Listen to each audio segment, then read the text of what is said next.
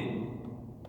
اللہ فرماتے ہیں ہمارے سامنے یہ واقعہ ہوا، ہم وہاں تھے، ہم تمہیں بتاتے ہیں اذ قال لبنی، یعقوب علیہ السلام کے بیٹے موجود تھے، سارے 12 کے 12 بیٹے موجود تھے، اور ان سے انہوں نے پوچھا ما تعبدون من بعدی، میرے بچوں میرے مرنے کے بعد تم کس کی عبادت کرو گے، کس کے بندے بن کر رہو گے؟ قالوا نعبد الہک، انہوں نے اس کا جواب یہ دیا کہ ابا جی ہم اسی کی عبادت کریں گے جس کی آپ عبادت کرتے ہیں، سبحان اللہ، الہک، جو آپ کا الہ ہے وہ ہمارا الہ ہے، یعنی دوسرے الفاظ میں لا الہ الا اللہ وَإِلَٰهَ آبَائِكَ، وہی الہ تو ہمارے باپ دادا کا الہ بھی وہی ہے، ابراہیم علیہ السلام کا الہ بھی وہی ہے، اسماعیل علیہ السلام، اسحاق علیہ السلام، الہم واحدہ، ہم سب کا الہ ایک ہے، وَنَحْنُ لَهُ مُسْلِمُونَ، اور ہم اس الہ کے فرمانبردار ہیں، فرمانبردار رہیں گے۔ آج بھی اسی الہ کو الہ مانتے ہیں، اور آپ کے تشریف لے جانے کے بعد بھی ہم اسی وحدہ لا شریک کو اپنا الہ مانیں گے۔ اللہ فرماتے ہیں تلک امۃ قد خلت، تلک امۃ قد خلت، یہ ایک امت تھی جو گزر چکی۔ کون سی امت تھی؟ ابراہیم علیہ السلام، اسماعیل علیہ السلام، یعقوب علیہ السلام، اسحاق علیہ السلام، ان کے بیٹے، یہ ایک امت تھی، ایک گروہ تھا جو گزر چکا۔ لہا ما کسبت ولکم ما کسبتم، اس امت نے، اس گروہ نے جو کچھ کیا وہی انہیں ملے گا، ولکم ما کسبتم، اور جو تمہیں ملے گا وہی ملے گا جو تم آج کر رہے ہو۔ گزری ہوئی امت تمہارے لیے کچھ نہیں کر سکے گی، وہ اپنے لیے کر گئی جو کر گئی۔ تمہاری ذمہ داری یہ ہے کہ تم اپنے آپ کو ذمہ دار بنا کر کے ساتھ تک اللہ کے حضور پیش کرتے ہو۔ حضرات یہ تبصرہ تھا کائنات کے مالک کا اس تیسری آیت میں۔ اب اللہ تعالیٰ فرماتے ہیں ایک تبصرے کا ایک دوسرا رنگ بھی ہے، وَقَالُوا كُونُوا هُودًا أَوْ نَصَارَىٰ تَهْتَدُوا، یہ لوگ کہتے ہیں کہ تم اگر یہودی بن جاؤ، یہودی کہتے ہیں یہودی بن جاؤ تو تم ہدایت پا جاؤ گے، عیسائی کہتے ہیں تم عیسائی بن جاؤ تو ہدایت پا جاؤ گے، کامیاب ہو جاؤ گے۔ اللہ فرماتے ہیں نہیں، یہ یہودی اور عیسائی دونوں ابراہیم علیہ السلام کے دین کی بات کرتے ہیں، وہاں کا دین ہے، تو ہم تمہیں بتاتے ہیں قُلْ بَلْ مِلَّةَ إِبْرَاهِيمَ حَنِيفًا، اگر تمہیں کامیاب ہونا ہے تو پھر ابراہیم کے دین پر یکسو ہو کر رہو۔ سبحان اللہ، یہ یہودیت یا عیسائیت دین نہیں ہے، فرقہ بندی دین نہیں ہے، دین ملت ابراہیمی کا نام ہے، اور وہ دین ہے جو حضرت ابراہیم علیہ السلام نے پیش کیا۔ وما کان من المشرکین، اس دین کی سب سے بڑی خصوصیت یہ ہے کہ ابراہیم جو اس دین کو پیش کر رہا تھا وہ قطعاً اس کا کوئی رویہ بھی مشرکوں میں سے نہیں تھا۔ ابراہیم اللہ کے مواحد بندے تھے، اللہ کے مواحد نبی تھے، اللہ کو وحدہ لا شریک ماننے والے تھے، مشرک نہیں تھے۔ اللہ نے اب پوری کائنات کے لوگوں کو حکم دیا، قولو، سب مل کر کہو، اس کا اظہار کرو اپنے ضمیر کے ساتھ بھی اور لوگوں کے سامنے بھی، آمنا باللہ، کہ ہم اپنے اللہ وحدہ لا شریک پر ایمان لاتے ہیں، وما انزل الینا، اور ہم اس پر بھی ایمان لاتے ہیں جو ہماری طرف نازل ہوئی، وما انزل الی ابراہیم و اسماعیل و اسحاق و یعقوب والاسباط، اور اللہ کی طرف سے جو کچھ جناب ابراہیم پر نازل ہوا، اسماعیل، اسحاق اور یعقوب اور ان کی اولادوں میں جو نبی تھے، جس پر اللہ نے جو بھی پیغام نازل کیا ہے ہم سب پر ایمان لاتے ہیں. سبحان اللہ. وما اوتی موسیٰ و عیسیٰ وما اوتی النبیون من ربہم.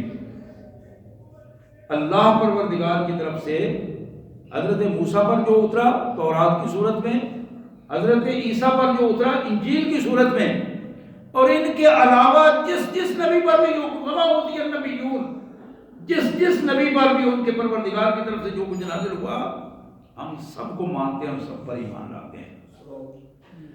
لا نفرق بین احد منہم. اللہ کے سارے نبی، ان کے نبی اور رسول ہونے میں کسی میں کوئی فرق نہیں ہے، ہم کوئی فرق نہیں کرتے. ہمارا ایمان ہے کہ سب اللہ کے نبی اور اللہ کے رسول تھے. وَنَحْنُ لَهُ مُسْلِمُونَ. لیکن ہم فرما بردار صرف اللہ کے ہیں. اللہ کے حکم کی فرما برداری رہے گی جس نے وہ رسول بھیجے ہیں. وہ رسول جو اللہ کا حکم لے کر ہمارے پاس آئے تھے، اس حکم کی فرما برداری ہوگی. وَنَحْنُ لَهُ مُسْلِمُونَ. اب اللہ تعالیٰ پھر یہ بات تھی کہ قولو، یہ کہو، یہ اس کا اظہار کرو.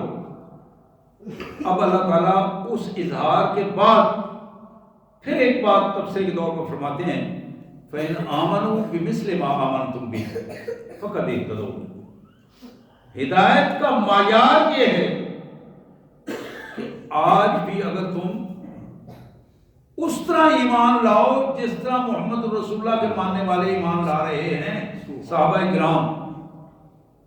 یہ بات یہودیوں کو، عیسائیوں کو کہی کہ تم اپنی کہانی مت سناؤ.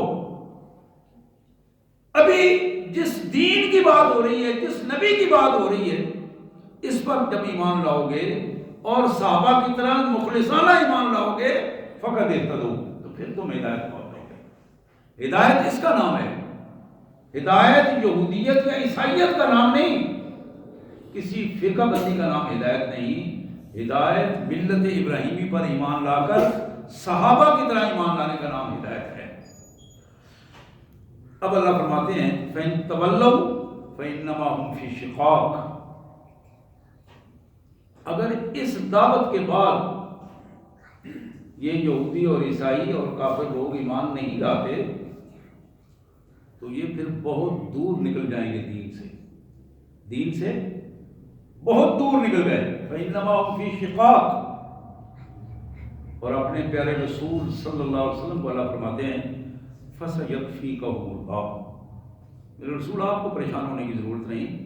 یہ پوری دنیا کے کافر عیسائی اور یہودی سارے اکٹھے ہو جائیں تو ایک اللہ تمہاری طرف سے ان کے لیے کافی ہے. فَسَيَكْفِيكَهُمُ اللَّهُ. ایک اللہ وحدہ لا شریک ان سب کو تمہاری طرف سے کافی ہے. وَهُوَ السَّمِيعُ الْعَلِيمُ. اور وہ جو کچھ یہ کہہ رہے ہیں وہ بھی سن رہا ہے، جو کچھ ان کے دلوں میں ہے وہ بھی جانتا ہے.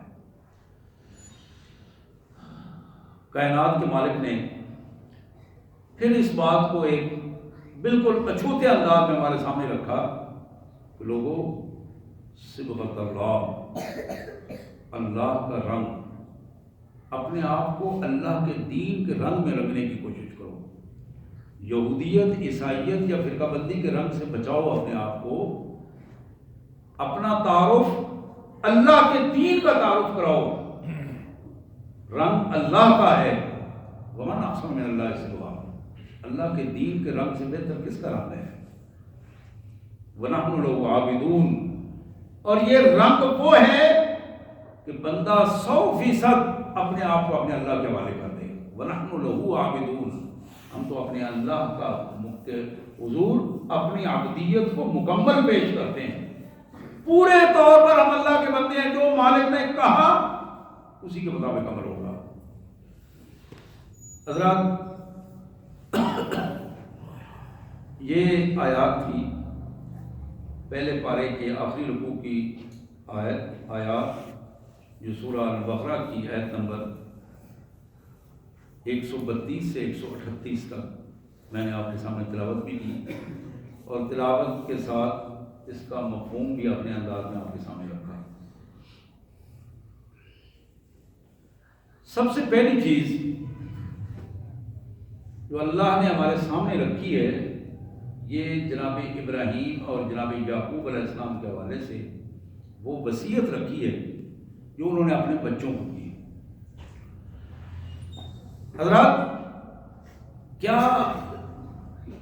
ہمارے رویوں میں کوئی ایسا رویہ ہے کہ ہم بھی مرنے سے پہلے اپنے بچوں کو اکٹھا کر کے پوچھیں کہ میرے بچوں تم میرے بعد کس دین پر ہو گئے؟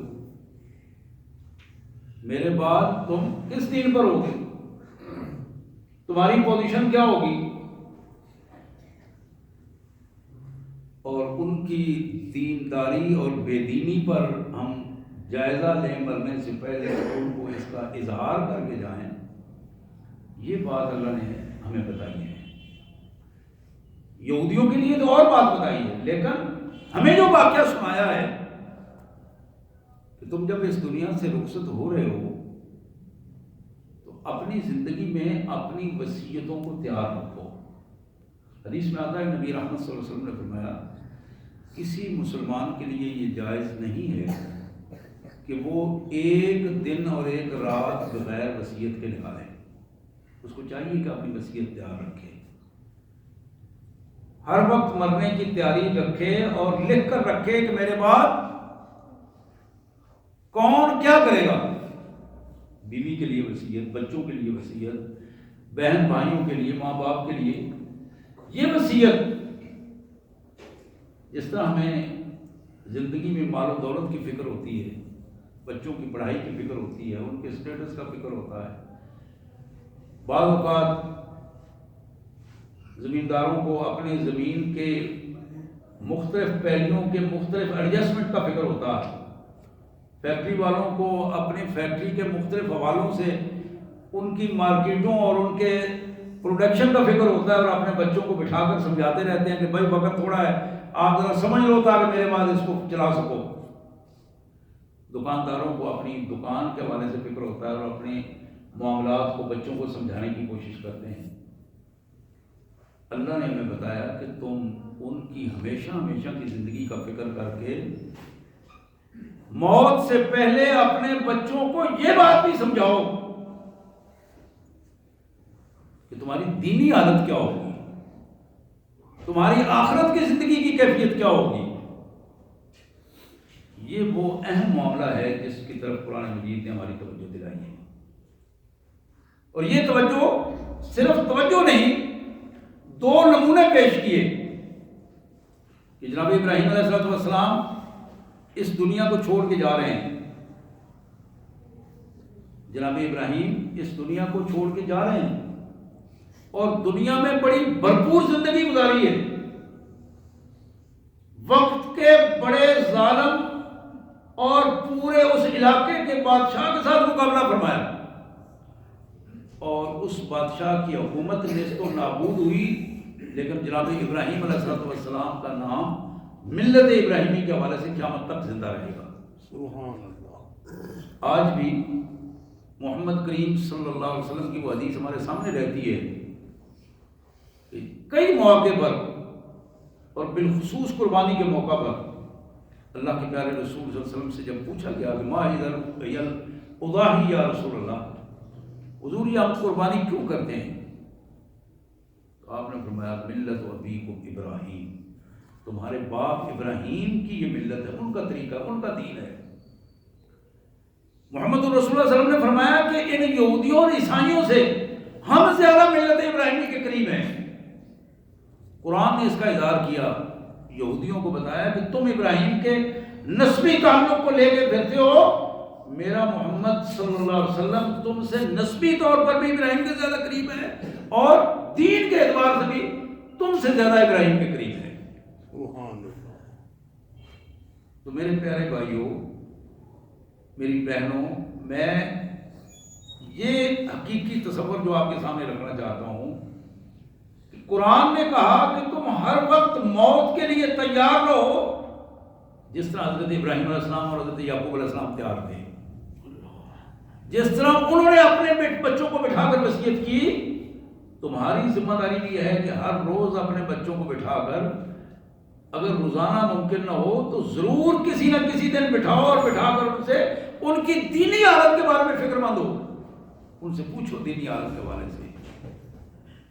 اور تمہیں اس کا علم ہونا چاہیے کہ تمہارے بچے جو تمہارے ساتھ رہ رہے ہیں، وہ بچے جن کے کھانے پینے کا، رہنے کا تمہیں فکر ہے، اس حوالے سے اپنے آپ کو لے کے آؤ۔ حضرات، ایک بات تو یہ تھی جو آج کے ہمارے ان آیات مبارکہ میں ہمارے سامنے آتی ہے۔ دوسری چیز انہی آیات میں قرآن مجید نے جو ہمارے سامنے رکھی، میں اسی پہلے آیات کے حوالے سے مجھے یاد آ رہا کہ ایک جگہ پڑھ رہا تھا،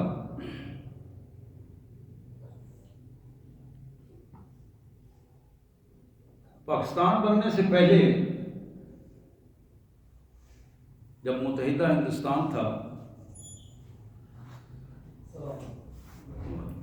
ایک جب کمشنر یہاں ہندوستان پر حکومت کے لیے آیا تو جب یہاں شفٹ ہوا تو اس کو بڑا شوق تھا کہ وہ یہاں کی فارسی اور اردو سیکھے، جو حکمرانوں کی زبان تھی، پہلے حکمرانوں کی زبان جو عام لوگ سمجھتے تھے۔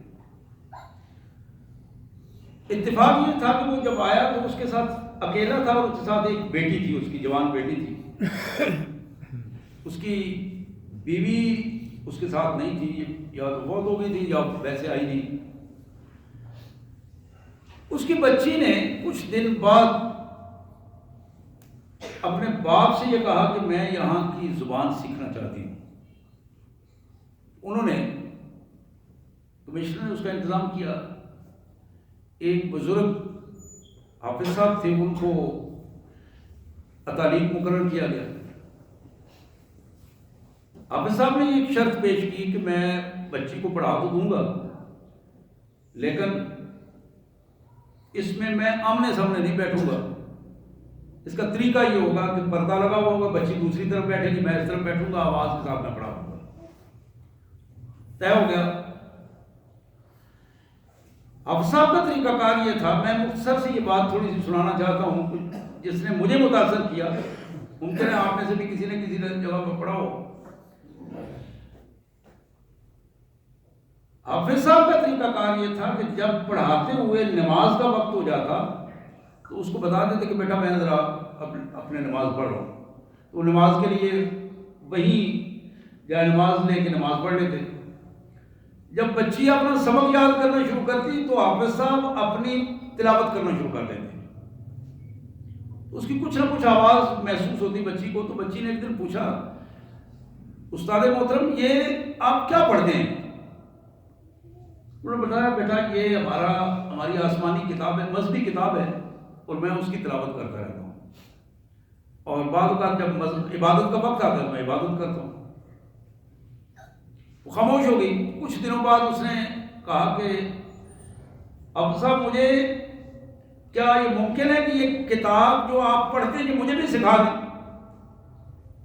انہوں نے کہا بیٹا یہ تو ہماری مذہبی کتاب ہے، اور اگر اس کو میں سکھاؤں گا تو ذرا فتنہ پیدا ہوگا، یہاں تمہارا باپ عیسائی ہے اور وہ کمشنر ہے، یہاں کا پورا بااختیار ہے، تو مجھے بتایا گیا ہے کہ یہاں کی زبان سکھانے کے لیے، مذہب سکھانے کے لیے نہیں بتایا گیا۔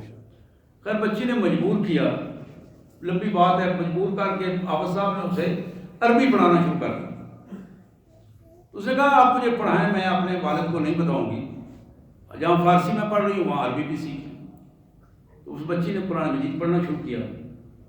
ایک وقت وہ آیا، اس بچی نے اظہار کیا کہ حافظ صاحب میں اب یہ چاہتی ہوں کہ آپ مجھے کلمہ پڑھا دیں۔ سبحان اللہ۔ اب حافظ صاحب بہت زیادہ اس حوالے سے بھی پریشان تھے کہ اب یہ جو معاملہ بنا ہے اس کا نتیجہ کیا نکلے گا۔ بچی نے کہا کہ میں جب سے یہ قرآن مجید سن رہی ہوں آپ کا، میرا دل اس وقت تک پرسکون نہیں ہوتا جب تک میں اس کو سن نہ لوں، میرا دل اس کی طرف کھینچا چلا جاتا ہے، سبحان اللہ۔ اور میں اس دن سے ہی اپنے آپ اندر ایک تبدیلی محسوس کرتی ہوں، اور میں جب آپ کے پاس ادھر آ کے پڑھنے کے لیے بیٹھتی ہوں تو میں پاکیزہ ہو کے بیٹھتی ہوں۔ غسل کر کے پاکیزہ ہو کے بیٹھتی ہوں. خیر بالآخر اب صاحب نے اسے کلمہ پڑھا دیا. سارے خطرات کے باوجود وہ بچی مسلمان ہو گئی. اب اس نے اب صاحب نے اسے کہا کہ اب تمہاری تعلیم تو مکمل ہو گئی ہے بیٹا، لیکن میں اجازت بھی چاہتا ہوں اور اس معاملے کو اب ختم کرنا چاہتا ہوں. اس نے کہا اب صاحب وقت بہت تھوڑا ہے، میں یہ چاہتی ہوں کہ آپ ابھی تک میرے یہ سلسلہ کچھ باقی ہے، آپ مجھے رہنمائی دیتے رہیں. تو ایک دن وہ کہنے لگی کہ میں محسوس کر رہی ہوں کہ شاید میں اس دنیا سے جانے والی ہوں، تو میں آپ کو یہ ایک وصیت کرنا چاہتی ہوں. وصیت کی بات ہی میں جو جس وجہ سے مجھے بات یاد آئی، میں آپ کو ایک وصیت کرنا چاہتی ہوں اور آپ کی ذمہ داری لگانا چاہتی ہوں کہ میں مسلمان ہو چکی ہوں، میرا باپ عیسائی ہے، اور میں اگر یہاں مرتی ہوں تو مجھے عیسائیوں کے قبرستان میں دفن کیا جائے گا. اگر آپ یہ کر سکیں کہ مجھے عیسائیوں کے قبرستان میں دفن نہ ہونے دیا جائے، یہ آپ کے لیے ممکن نہیں ہوگا. لیکن ایک بات ہے کہ رات کو آپ میری قبر سے میری میت نکال کے مسلمانوں کے قبرستان میں دفن کر دیں. اب حافظ صاحب اس پہ بہت زیادہ پریشان ہوئے کہ یہ کتنی بڑی بات ہے اور کتنا بڑا امتحان ہے. لیکن بالآخر حافظ صاحب نے کچھ بندوں کو تیار کیا، 2-4 بندے گئے اور انہوں نے رات کو میت نکالی وہاں سے. جب وہاں دیکھا تو وہاں اس بچی کی میت نہیں تھی، قبر میں اس بچی کی میت نہیں تھی. وہاں جو میت پڑی ہوئی تھی وہ نواب یامین خان نامی ایک شخص تھا جو دوسری ریاست کا لکھنؤ کا نواب تھا، اس کی میت پڑی ہوئی تھی. یہ بڑے پریشان ہوئے، انہوں نے قبر اس طرح بند کر دی، جو اس کے لیے قبر کھودی تھی اس کو بھی بند کر دیا. اور اس پریشانی کے عالم میں چونکہ ان میں سے ایک بندہ جانتا تھا، اس نواب کے ساتھ رہا تھا، یہ بندے پھر لکھنؤ میں گئے. وہاں جا کے چیک کیا تو انہوں نے کہا جی کل ہی نواب صاحب جو ہے فوت ہوئے ہیں اور ان کو دفنایا ہے. اب وہاں انہوں نے کہا کہ ہم اس کی تعزیت کے لیے آئے ہیں. انہوں نے خیر رات وہاں رہے. رات کو انہوں نے قبر پہ جانے کی اجازت مانگی تاکہ وہاں کوئی رہنمائی لی. اتفاق یہ کہ انہوں نے قبر کھول کے دیکھی، نواب صاحب کی رات کے اندھیرے میں وہاں ایک عربی لڑکا جو ہے نوجوان لڑکا، اس کی میت تھی، وہاں اس نواب کی میت موجود نہیں تھی. یہ بڑی عجیب قسم کی اس کا سلسلہ ہے. اور حافظ صاحب کہتے ہیں میں بڑا پریشان ہو گیا، نہ اس بچی کی میت ہے، نواب ادھر چلا گیا اور اس کی میت میں یہاں ایک عرب نوجوان پڑا ہوا ہے. وہ کہتے ہیں اسی کیفیت میں اللہ کے حضور دعا کرتا کرتا سو گیا. اسی کیفیت میں اس خواب میں اس بچی کی ایک ایسی صورت میرے سامنے آئی. اس نے سلام کیا استاد محترم کو اور اس نے عرض کیا میں بڑی خوش ہوں کہ آپ نے میرے لیے یہ ہمت کی، لیکن میرے ساتھ یہ ہوا کہ جو ہی مجھے اس قبر میں دفن کیا گیا تو ایک نورانی شکل کے کوئی 2-4 ایسے افراد مجھے محسوس ہوئے. وہ ایک چارپائی پہ مجھے ڈال کے یہاں سے ہوا میں لے گئے اور مجھے نہیں معلوم کہ وہ یہاں کہیں میری تدفین کہاں کر گئے. اب مجھے پتہ چلا کہ مجھے میری تدفین جنت البقیع میں مدینہ طیبہ میں ہوئی ہے. وہاں سے جو نوجوان یہاں ہے یہ وہ نوجوان ہے جو یہ چاہتا تھا کہ میں ہندوستان میں جاؤں، اس کو اللہ تبارک و تعالیٰ نے ادھر ہندوستان میں بھجوا دیا وہاں سے. اور نواب صاحب چونکہ انگریزوں کو پسند کرتے تھے، انگریزوں کے ساتھ رہنا اٹھنا بیٹھنا کھانا پینا، عیسائیت کو زیادہ پسند کرتے تھے، نسبتاً مسلمانی پہ شرم محسوس کرتے تھے. تو اللہ تعالیٰ نے اس نواب کو مسلمانوں کے قبرستان کے بجائے عیسائیوں کے قبرستان میں بھجوا دیا. یہ کہانی کس حد تک ٹھیک ہے، لیکن روایت کے اعتبار سے مستند کہانی بھی ہے، کئی دفعہ اس سے پہلے بھی سن چکے ہیں. حضرات میں صرف یہ بات بتانا چاہتا ہوں کہ کس کی عاقبت کیا کیسے ہوتی ہے یہ صرف اللہ وحدہ لا شریک جانتا، کوئی نہیں جانتا. کس کو قبر کے ساتھ کیا ہوتا ہے سوائے وہ چیزیں جو رسول اللہ نے ہمیں بتا دی ہیں، اس کے علاوہ ہم نہیں جانتے کہ کس کے ساتھ کیا ہو رہا ہے. لیکن حقیقت یہ ہے جو جس بندے کو اپنے ایمان کی فکر ہے اور اپنے بچوں کے ایمان کی فکر ہے، اپنے ایمان کی فکر ہے، اپنے بیوی اور بچوں کے ایمان کی فکر ہے، اور اس پہ وہ ڈسکس کرتا رہتا ہے. وصیت بھی کرتا ہے، جائزہ لیتا رہتا ہے، ڈسکس کرتا رہتا ہے، گھر میں بیٹھ کر تذکرہ ہوتا ہے ایمان کا کہ کہیں ہم بے ایمان نہ مر جائیں۔ اس حوالے سے یہ اہم ترین بات ہے کہ اپنے رویوں کو ہمیں تبدیل کرنا چاہیے۔ یہ رویے جو ہوس کے رویے ہیں، ہمارے رویے ہوس کے رویے ہیں، یہ ہوس دنیا کی مال و دولت کمانے کی ہے، یہ ہوس زیادہ سے زیادہ سٹیٹس اور مرتبے حاصل کرنے کی ہے، یہ ہوس بے حیائی والے لوگوں کی جنسی ہوس موجود ہے۔ یعنی انسان کا ملغوبہ ہے ہمارے اس معاشرے کا، ہوس بن گیا ہے، وہ دولت کی ہو، وہ جنس کی ہو، وہ سٹیٹس کی ہو، ہر سطح پہ ایک ہی رنگ ہے۔ میں نے پہلے بتایا تھا کہ ہم مسلمان نظر آنا چاہتے ہیں لیکن مسلمان بننا نہیں چاہتے۔ مسلمان کسی فرقے کا نام نہیں ہے، جس طرح یہودیت اور عیسائیت کا نام مسلمان نہیں ہے، اسی طرح بریلویت، دیوبندیت، شیعیت یا اہل حدیثیت کا نام مسلمان نہیں ہے۔ اسلام نام ہے دین اسلام کا، جو حضرت ابراہیم کو اللہ نے دیا۔ کیا فرمایا نا، کل بل ملت ابراہیم حنیفا، ابراہیم علیہ السلام کا دین اسلام ہے، وہی دین محمد رسول اللہ صلی اللہ علیہ وسلم کا ہے، وہی دین اسلام جناب نوح کا تھا، وہی دین اسلام جناب آدم علیہ السلام کا تھا۔ آج اگر ہمیں سچا مسلمان بننا ہے تو اپنی پہچان ہمیں کسی بھی فرقے کے نام پر نہیں بلکہ مسلمان ہونے کے نام پر ہے۔ وَنَحْنُ لَهُ مُسْلِمُونَ وَنَحْنُ لَهُ عَابِدُونَ، کہ ہم اللہ کے بندے اور اللہ کے مسلمان ہیں، اللہ کے فرما بردار ہیں۔ جس طرح ابراہیم علیہ السلام اللہ کے بندے اور اس کے فرما بردار بندے تھے، جس طرح محمد کریم صلی اللہ علیہ وسلم اللہ کے فرما بردار بندے اور مسلمان تھے، اسی طرح ہمارا نام بھی مسلمان ہے، ہمارا نام بھی اسلام کو ماننے والا ہے۔ ہماری پہچان اسلام کے علاوہ اگر کوئی ہوگی تو وہ ہمارے لیے ہماری قبر کو کھوٹا کر دے گی۔ اگر ہم کسی شخصیت کے نام پر اپنی پہچان کروائیں گے کہ فلاں فلاں فلاں حضرت، فلاں پیر، فلاں مولوی، فلاں مفتی، فلاں شیخ الحدیث، قطعاً نہیں، وہ بیچارہ تو خود رو رہا ہے، وہ تو خود محتاج ہے اللہ کی رحمت کا۔ جس طرح وہ اللہ کی رحمت کا محتاج ہے، اسی طرح میں اور آپ بھی اللہ کی رحمت کے محتاج ہیں۔ ہمیں اپنے اللہ سے اس کی رحمت کو مانگنا ہے، اپنے اللہ سے اس کی رحمت کو طلب کرنا ہے، اور یہ رحمت صرف اس کے دین کے پر چلنے کے حوالے سے ہوگی۔ تب ہماری زندگی کامیاب زندگی ہوگی جب ہم اللہ اور اللہ کے رسول صلی اللہ علیہ وسلم کے دیے ہوئے دین کے حوالے سے۔ اب اس بات کو قرآن مجید نے ایک بالکل دوسرے رنگ میں بھی بڑے دو ٹوک انداز میں بتایا۔ ان الدین عند اللہ الاسلام، لوگوں دین اللہ کے نزدیک اسلام ہے۔ وَمَن يَبْتَغِ غَيْرَ الْإِسْلَامِ دِينًا، پھر اس کو ایک دوسرے انداز میں فرمایا، جس شخص نے اسلام کے علاوہ یا اسلام میں کوئی پچر لگا کر کسی نئے دین کو متعارف کروانے کی کوشش کی، وَمَن يَبْتَغِ غَيْرَ الْإِسْلَامِ دِينًا فَلَن يُقْبَلَ مِنْهُ، اللہ کے حضور اس کو قبول نہیں کیا جائے گا۔ کسی مدرسے کے نام پر دین نہیں بن سکتا۔ دیوبند ایک مدرسے کا نام ہے، جو دیوبند گاؤں میں مدرسہ تھا۔ اسی طرح رائے بریلی میں مولانا احمد رضا خان صاحب نے ایک مدرسہ بنایا تو وہ دین نہیں ہو سکتا۔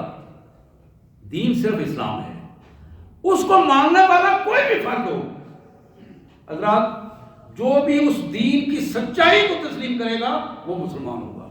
اور پھر اس سے بھی بڑی بات، آج اگر ہم اللہ کا سچا دین سیکھنا چاہتے ہیں اور ہم یہ چاہتے ہیں کہ ہماری آخرت سنور جائے، یہ اس زندگی تھوڑی سی زندگی ہے نا، یہ ہماری نہ جانے کتنے لمحے، ہماری ہمیشہ ہمیشہ کی زندگی بچ جائے، تو پھر یہ لازم ہے کہ ہم قرآن مجید کی طرف رجوع کریں۔ دین صرف قرآن ہمیں بتائے گا، اس لیے کہ ہمارا ایمان ہے کہ قرآن مجید اللہ کی محفوظ کتاب ہے۔ یہ بالکل من و عن، جو کچھ اللہ نے اپنے پیارے رسول صلی اللہ علیہ وسلم کو دیا وہی کچھ ہمارے پاس ہے۔ اس قرآن مجید کو پڑھیں، اپنے آپ کو اس کے ساتھ لگا دیں، لگائیں اپنے آپ کو اس کے ساتھ۔ آپ یقین کریں وہ قومیں کامیاب ہیں، وہ افراد کامیاب ہیں جنہوں نے قرآن کو اپنا رہنما بنایا ہے۔ قرآن مجید ہمیں دین اسلام سکھائے گا، قرآن ہمیں یہودیت سے توبہ کی بتاتا ہے، عیسائیت سے توبہ کا بتاتا ہے، فرقہ بندی سے توبہ کا بتاتا ہے۔ فرقہ بندی اللہ تبارک و تعالیٰ نے قرآن مجید میں فرمایا ان الذین فرقوا دینہم، یہ قرآن کے الفاظ ہے، میں جو پڑھ رہا ہوں، ان الذین فرقوا دینہم، جن لوگوں نے انہوں نے جو دین اسلام دیا تھا اس کو ٹکڑے ٹکڑے کر دیا، وکانوا شیعا، اور خود مسلک اور جماعتیں بن گئے، گروہ ہو گئے، لست منہم فی شیء، میرے رسول تمہارا ان سے کوئی تعلق نہیں، تمہارا ان سے کوئی تعلق نہیں۔ میرے پیارے بھائیوں، مفادات کو چھوڑیے، تعصبات کو چھوڑیے۔ ہم پڑے ہوئے ہیں تعصبات میں، یار نہیں، اپنا اپنا مسلک ہوتا ہے، اپنا اپنا دین، کوئی مسلک نہیں ہوتا میرے پیارے بھائیوں، کوئی باپ دادا کا دین نہیں ہوتا۔ جو قرآن کے یہ الفاظ میں بتا رہے ہیں نا، یہ الفاظ ہیں، اور یہ الفاظ سنہری الفاظ ہیں، موتی ہیں، اور ان کے الفاظ کا حقیقی مفہوم یہ ہے کہ جس شخص نے قرآن سے اپنے آپ کو جوڑا ہے وہی کامیاب ہے، اور جس نے قرآن سے اپنا منہ موڑا ہے وہ کسی صورت میں کامیاب نہیں، وہ ذلت اور رسوائی کے گڑھے میں جائے گا۔ یہ دنیا کی آزمائش کا وقت گزر جائے گا 2-4 سال، لیکن اسے اس کا ادراک دنیا میں ہی نظر آنا شروع ہو جاتا ہے، اور موت کے وقت بالکل آنکھیں پھر جاتی ہیں، سامنے جب وہ نظر آتے ہیں لے جانے والے، اس وقت بندے کے بس میں کچھ نہیں ہوتا۔ آج ہم اگر سنجیدگی سے توبہ کر کے اپنے دل کو پاک صاف کر کے، میں نے پہلے عرض کیا، بریلوی، دیوبندی، اہل حدیث یا شیعہ بننے کے لیے نہیں، مسلمان بننے کے لیے، اللہ کا قرآن سیکھنے کے لیے ہمارا نام مسلمان ہے۔ اس اسلام کو سیکھنے کے لیے اپنے آپ کو قرآن سے وابستہ کریں، اپنے آپ کو محمد رسول اللہ کی سنت سے وابستہ کریں۔ آپ یقین کریں آخرت کی زندگی سنور جائے گی، لیکن اس آخرت کی زندگی کو اگر داغدار کرنا ہے یہاں کے مفادات کے چکر میں، یہاں تعصبات کے چکر میں، یہاں تحفظات کے چکر میں کہ نہیں یہ نہیں، اس طرح کریں گے تو اس طرح ہو جائے گا، حضرات یہاں کسی بندے کی پرواہ کر کے ہم اپنی زندگی نقصان میں کر لیں گے تو پوری زندگی وہاں روتے رہیں گے دوزخ میں۔ اس سے بچ جائیں۔ ملت ابراہیمی کا جو سب سے بڑی خصوصیت کائنات کے مالک نے بتائی، قل بل ملت ابراہیم حنیفہ، ابراہیم کی خصوصیت یہ تھی کہ وہ اللہ کے دین کے ساتھ سب کو چھوڑ کے یکسو ہو کر جڑ گیا تھا۔ وما کان من المشرکین، ابراہیم علیہ السلام کی زندگی میں شرک نہیں تھا، شرک نہیں تھا، مواحد بندے تھے۔ تو ہمیں جو بتایا گیا ہمیں بھی اللہ کے حضور اس کا مواحد بندہ بن جانا چاہیے، شرک سے توبہ کر کے اپنے آپ کو یکسو اللہ وحدہ لا شریک کے قرآن کے ساتھ جوڑ دینا چاہیے۔ یہی ہمارا دین ہے، اور یہی میری اور آپ کی کامیابی کا راستہ ہے۔ اللہ نے اس کی توفیق عطا فرمائے۔ وآخر الدعوانا الحمدللہ رب العالمین۔